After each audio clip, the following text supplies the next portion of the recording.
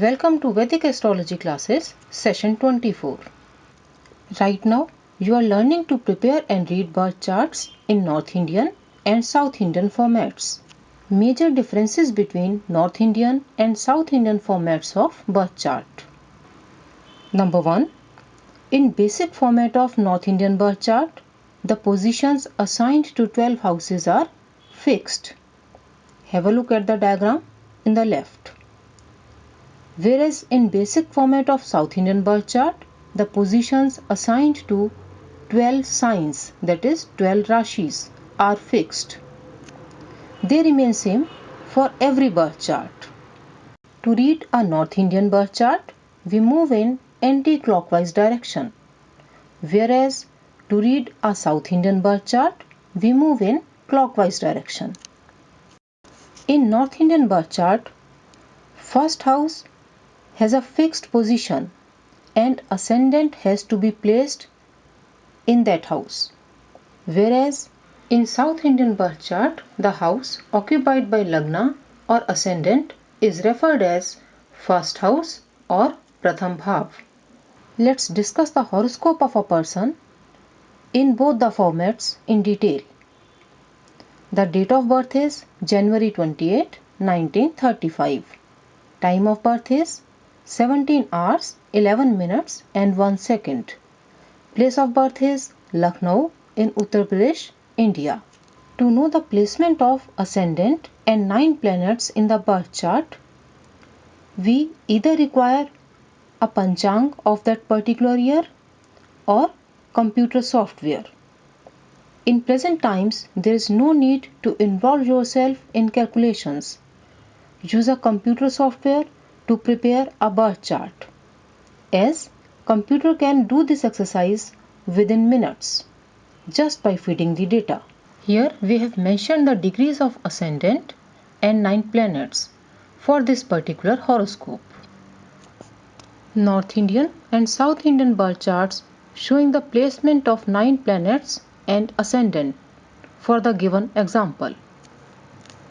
For this birth chart, ascendant or Lagna is Cancer, Kark Rashi, sign number 4. In North Indian format, we place ascendant in first house, and in South Indian format of birth chart, the house in which ascendant, that is fourth sign, is placed is marked as first house. Study both the formats carefully. Study them one by one. Also observe the signs, that is rashis, placed in other houses. Second house, which is also known as Dvitiya Bhav or Dhan Bhav, is occupied by Leo, Simha Rashi. Third house, Sahaj Bhav, is occupied by Virgo. Fourth house, Chaturth Bhav, also known as Sukh Bhav, is occupied by Libra. Fifth house, Pancham Bhav or Putra Bhav, is occupied by Scorpio. Sixth house, Shasht Bhav, also known as Ripu Bhav, is occupied by Sagittarius. Seventh house, Saptam Bhav or Kalatra Bhav, is occupied by Capricorn. Ashtam Bhav, that is 8th house, also known as Ayu Bhav, is occupied by Aquarius. 9th house, Navam Bhav or known as Bhagya Bhav or Dharm Bhav, is occupied by Pisces. 10th house, also known as Dasham Bhav or Karm Bhav, is occupied by Aries. 11th house, known as Ekadash Bhav or Labh Bhav, is occupied by Taurus.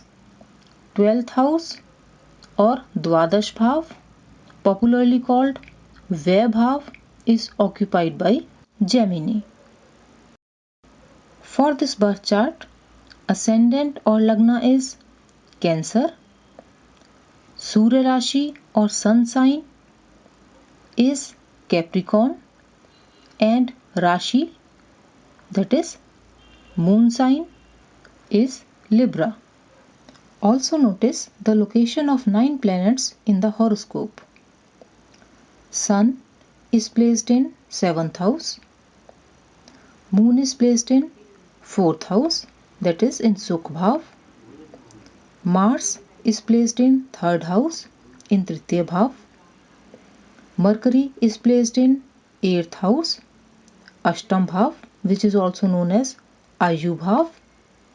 Jupiter is placed in 4th house, Chaturth Bhav, also known as Sukh Bhav. Venus is placed in 8th house, Ashtam Bhav. Saturn is placed in 8th house, Ashtam Bhav. Rahu is placed in 7th house, also known as Saptam Bhav or Kalatra Bhav. Ketu is placed in Lagna or 1st house.